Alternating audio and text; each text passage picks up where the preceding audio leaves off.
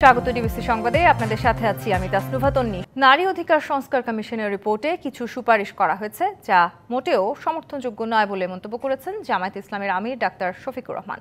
এ সময় ফেব্রুয়ারি থেকে এপ্রিলের মধ্যে নির্বাচন দেওয়ার আহ্বান জানিয়ে বলেন, নির্বাচন কোনোভাবেই এপ্রিলের পর নেওয়া ঠিক হবে না। সকালে মগবাজারে দলের জেলা ও মহানগরীর আমির সম্মেলনে এই মন্তব্য করেন এই নেতা। ডাক্তার শফিক বলেন, কোরআনের বিপক্ষে কোনো সুপারিশ জনগণ মানবে না, তাই নারী সংস্কার কমিটি বাতিলের দাবি জানান তিনি। জামায়াত আমির আরও বলেন, সংস্কার কার্যক্রম আন্তরিকভাবে করা হলে সরকার ঘোষিত সময়ের মধ্যে নির্বাচন সম্ভব। এ প্রেক্ষিতে প্রকৃতির নানা বিষয় মাথায় রাখারও পরামর্শ দেন তিনি। জাতীয় স্বার্থে দল মত নির্বিশেষে সবাইকে ঐক্যবদ্ধ থাকার আহ্বান জানান জামায়াত আমির। সেই ব্যাপারে পদক্ষেপ নেবেন এটা আমাদের দেশের, আমরা বলছি না তাদের সুপারিশ মালায় সবকিছুই খারাপ, ভালো যদি থাকে সেটা তো আছে, কিন্তু কোরআনের বিপক্ষে দাঁড়িয়ে কোনো সুপারিশ দিবেন আর বাংলাদেশের মানুষ মেনে নেবে তা কখনো।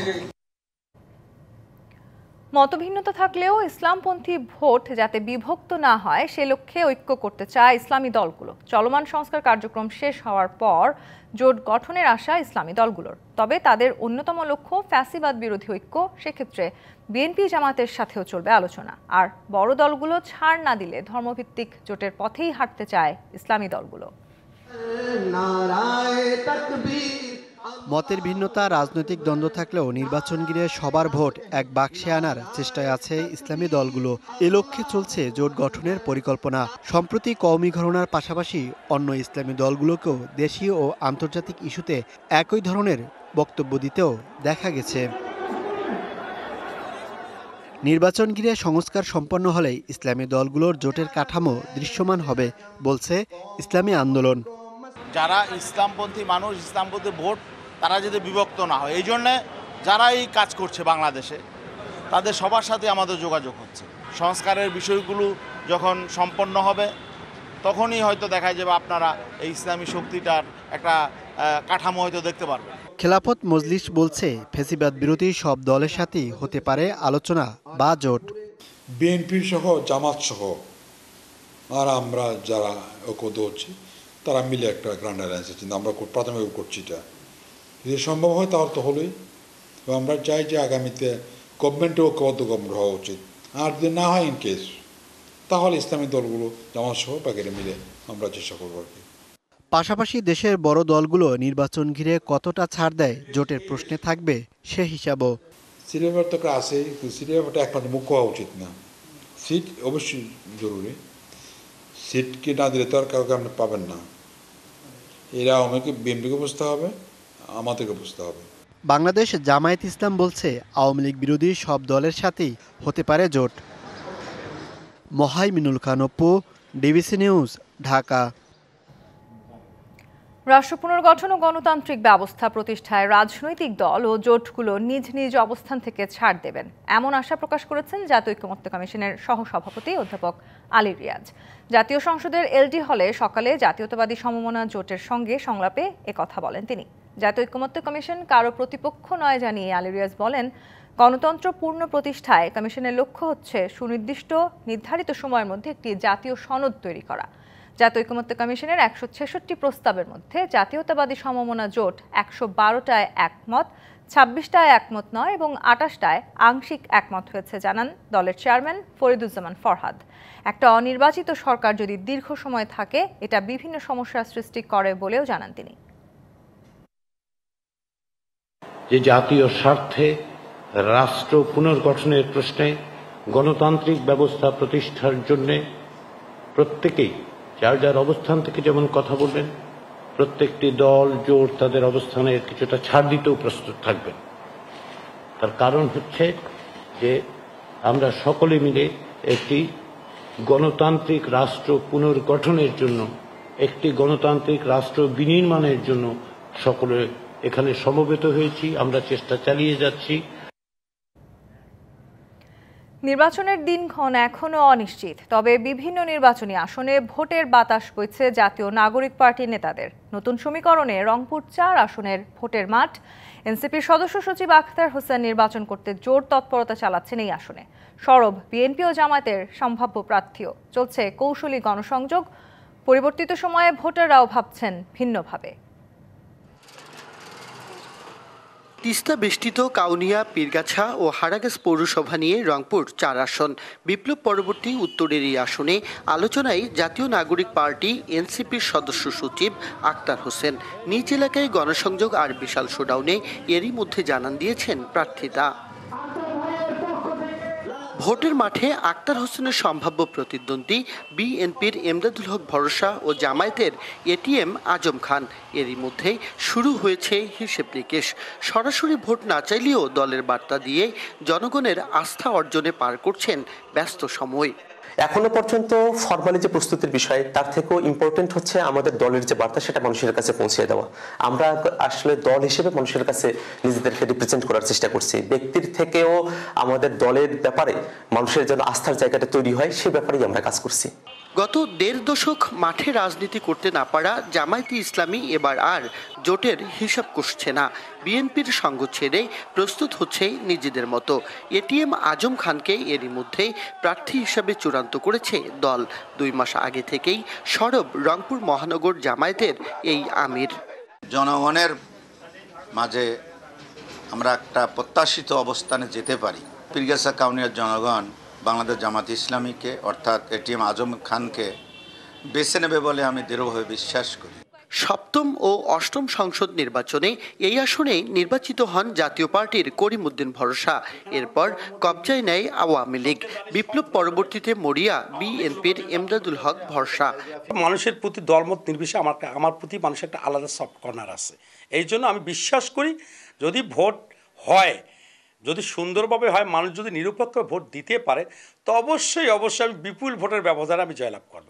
জাতীয় পর্যায়ে নির্বাচন নিয়ে নানা দাবি থাকলেও সব ছাপিয়ে আসনটিতে আলোচনায় প্রার্থীর যোগ্যতা। পরিবর্তিত সময়ে জনপ্রতিনিধি বাছাইয়ে সতর্ক ভোটাররা। সন্ত্রাস মুক্ত, দুর্নীতিমুক্ত এমন একজন সৎ ও যোগ্যবান আমরা প্রার্থী আমরা চাই। নেতৃত্বে আমরা একটা স্বচ্ছ নেতৃত্ব চাচ্ছি, যে নেতৃত্ব আসলে সবাই সমান অধিকার পাবে, যেখানে দলীয়করণ থাকবে না। যেহেতু আমরা তরুণ নেতৃত্ব চাই। যখন দেশে ইলেকশন হবে তখন আমরা যোগ্য প্রার্থীকে ভালো এবং কে মন্দ আমরা তখন যাচাই করব, দেখব, তারপরে তাকে সিলেকশন দেব। স্বাধীনতার পর আওয়ামী লীগ 6 বার, জাতীয় পার্টি 4 ও বিএনপির প্রার্থী 1 বার জিতেছেন রংপুর 4 আসনে। করিমউদ্দিন ভরসার মৃত্যুর পর এখানে আর ঘুরে দাঁড়াতে পারেনি জাতীয় পার্টি। এবার নতুন মুখ থাকলেও মাঠে শক্ত অবস্থানে BNP. Majed Masud, DBC news, Rangpur. Bangladesh প্রকৌশল বিশ্ববিদ্যালয় বুয়েটের শিক্ষার্থী আবরার ফাহাদ হত্যা মামলায় 20 জনের মৃত্যুদণ্ড ও 5 জনের যাবজ্জীবন কারাদণ্ডের পূর্ণাঙ্গ রায় প্রকাশ করেছে হাইকোর্ট। সম্প্রতি 131 পৃষ্ঠার পূর্ণাঙ্গ রায় সুপ্রিম কোর্টের ওয়েবসাইটে প্রকাশিত হয়। বিচারপতি AK মাসুদুজ্জামান ও বিচারপতি সৈয়দ এনায়েত হোসেনের সমন্বয়ে গঠিত হাইকোর্ট বেঞ্চ গত 16 মার্চ আসামিদের ডেথ রেফারেন্স আপিল ও জেল আপিলের উপর শুনানি শেষে এই রায় ঘোষণা করেন। বিচারিক আদালতের দেয়া রায় হাইকোর্টে পুরোপুরি বহাল রাখা হয়েছে। 2019 সালের 6 অক্টোবর বুয়েটের শেরেবাংলা হলের একটি কক্ষে তড়িৎ ও ইলেকট্রনিক্স প্রকৌশল বিভাগের 2য় বর্ষের ছাত্র আবরার ফাহাদকে পিটিয়ে হত্যা করা হয়। ঘটনার পরদিন আবরারের বাবা চকবাজার থানায় হত্যা মামলা দায়ের করেন। 13 নভেম্বর পুলিশ 25 জন আসামির বিরুদ্ধে আদালতে অভিযোগপত্র দাখিল করে। 2021 সালের 8 ডিসেম্বর ঢাকা দ্রুত বিচার ট্রাইব্যুনাল 1 এই মামলার রায় ঘোষণা করে। 2 ঘন্টা পর নিয়ন্ত্রণে এসেছে গাজীপুরের কোনাবাড়িতে ঝুটের গোদাম ও বসতবাড়ির আগুন। বেলা 11:15টার দিকে দেউলিয়াবাড়ি এলাকায় আগুন লাগে। ফায়ার সার্ভিস জানায় ঝুট গোদাম থেকে আগুনের শুরু, মুহূর্তেই তা বসতবাড়িতে ছড়িয়ে যায়। ফায়ার সার্ভিসের 6টি ইউনিট আগুন নিয়ন্ত্রণে কাজ করে। কিভাবে আগুন লেগেছে তা এখনো জানা যায়নি।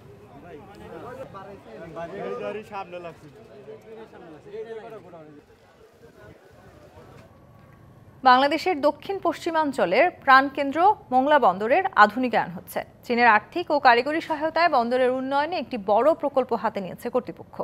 বলা হচ্ছে প্রায় 5,000 কোটি টাকার এই প্রকল্পের আওতায় 2টি কন্টেইনার ইয়ার্ড, 2টি জেটি সহ আধুনিক যন্ত্রপাতি স্থাপনে অর্থনীতি, বাণিজ্য ও কর্মসংস্থানের নতুন দ্বার উন্মোচন হবে। রাজধানী ঢাকার সঙ্গে যোগাযোগ সহজ হওয়ায় মোংলা বন্দরের প্রতি আগ্রহ বেড়েছে আমদানি রপ্তানিকারকদের। কিন্তু বন্দরের জেটি সমস্যা, পশুর নদীর নাব্য সংকট সহ আধুনিক অবকাঠামোর অভাব সহ নানা সমস্যায় পিছিয়ে আছে বন্দরটি। এসব সমস্যা কাটাতে চীনের সিভিল ইঞ্জিনিয়ারিং কর্পোরেশনের সাথে চলতি বছরের ফেব্রুয়ারি মাসে চুক্তি হয়। 4,068 কোটি 72 লাখ টাকার আওতায় এই প্রকল্পে 2টি কন্টেইনার ইয়ার্ড, 2টি জেটি, কন্টেইনার ডেলিভারি ইয়ার্ড সহ আধুনিক যন্ত্রপাতি স্থাপন করা হবে। বলা হচ্ছে বন্দরের আধুনিকায়ন হলে অন্তত 4 লাখ টন কন্টেইনার হ্যান্ডেলিং করা যাবে, বাড়বে রাজস্ব আয়। প্রকল্পটা অনুমোদন হলে কন্টেইনার হ্যান্ডেলিং এর জন্য ডেডিকেটেড জেটি হবে এবং এখানে যে ইকুইপমেন্টগুলি ইউজ করা হবে সেই ইকুইপমেন্টগুলি অত্যন্ত আধুনিক। আমরা আশা করি ড্রেজিং প্রকল্প এবং এই অবকাঠামো উন্নয়ন প্রকল্পগুলি যদি বাস্তবায়ন করা হয় মংলা বন্দরে অবশ্যই মানে এটার একটা সুফল আমরা পাবো। এছাড়া নাব্য সংকট কেটে গেলে এই বন্দরে বড় জাহাজ ভিড়তে পারবে, গতিশীল হবে বন্দরের কার্যক্রম। যদি ড্রেজিং ঠিকমতো করা হয় এবং বড় জাহাজ আসতে পারে তাহলে আমাদের মংলা বন্দরের কস্ট অফ অপারেশন কমে যাবে। কস্ট অফ অপারেশন কমে গেলে বিভিন্ন আমদানিকারক আমাদের মংলা বন্দর আসার জন্য আগ্রহী হবে। একটা বন্দর যখনই সম্প্রসারিত হবে এটার ইনকাম, এটার অঞ্চলের যত যাবতীয় যা কিছু আছে এটা আমাদের দক্ষিণ অঞ্চলের জন্য খুবই খুবই ভালো আমি মনে করি। অবকাঠামো উন্নয়ন হলে দেশের দ্বিতীয় সমুদ্র বন্দর মংলা আমদানি রপ্তানিতে বিশেষ ভূমিকা রাখবে, এমনটাই প্রত্যাশা সংশ্লিষ্টদের। DBC news desk. এবার আরো কিছু সংবাদ এক নজরে। চালের দাম সহনীয় হয়ে আসছে, তবে দাম একদম পড়ে যাওয়া ঠিক না। কৃষককেও ন্যায্য দাম পেতে হবে, তাহলে তারা উৎপাদনে উৎসাহ পাবেন। সকালে নারায়ণগঞ্জে নির্মাণাধীন সাইলো ও নতুন খাদ্য গুদামের নির্মাণ কাজের অগ্রগতি পরিদর্শন করতে গিয়ে এসব কথা বলেছেন খাদ্য উপদেষ্টা।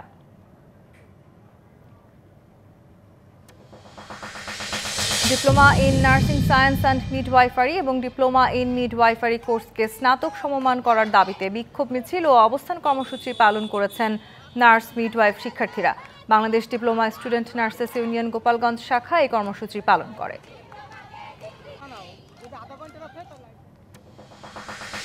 চট্টগ্রামের এক্সেস রোডে জোড়া খুনের ঘটনার প্রধান আসামি হাসানকে গ্রেপ্তার করেছে পুলিশ। শুক্রবার রাতে নোয়াখালীর হাতিয়া থানার নলের চর ভূমিহীন বাজার থেকে তাকে গ্রেপ্তার করা হয়। পরে তার দেয়া তথ্যে আজ ভোরে চট্টগ্রামের পশ্চিম শহীদনগর থেকে একটি বিদেশি পিস্তল উদ্ধার করা হয়। আমাদের শহর আমরা গড়ব, সুস্থ সুন্দর পরিষ্কার রাখবো প্রতিপাদ্যে খুলনা নগরীকে বিশ্বের অন্যতম স্বাস্থ্যকর শহরে পরিণত করার লক্ষ্যে দিনব্যাপী মেলার আয়োজন করা হয়েছে। সকালে নগরীর হাদিস পার্কে বেলুন উড়িয়ে মেলার উদ্বোধন করেন খুলনা সিটি কর্পোরেশনের প্রশাসক মোহাম্মদ ফিরোজ সরকার। চাঁপাইনবাবগঞ্জে পুলিশের আইন শৃঙ্খলা বিষয়ক সুধী সমাবেশে বীর মুক্তিযোদ্ধা তরিকুল আলমের বক্তব্যের সময় জেলা জামায়াত নেতার বাধা দেয়া ও লাঞ্ছিতের প্রতিবাদে সংবাদ সম্মেলন করেছে জেলা মুক্তিযোদ্ধা সংসদ ইউনিট কমান্ড। সকালে জেলা মুক্তিযোদ্ধা কমপ্লেক্স ভবনে এর নিন্দা ও প্রতিবাদ জানানো হয়।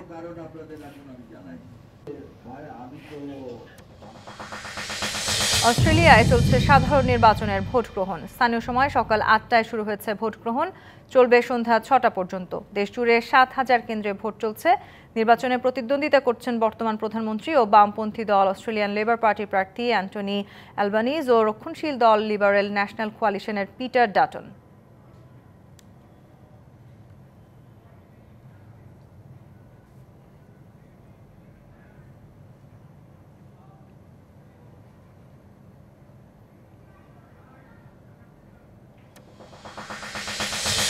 ডিবিসি সংবাদে এই ছিল এখনকার মতো। ডিবিসি নিউজের সংবাদগুলো পড়তে ভিজিট করুন dbcnews.tv আর ভিজিট করুন ডিবিসির ফেসবুক পেজ এবং ইউটিউব চ্যানেল। ডিবিসির সঙ্গেই থাকুন।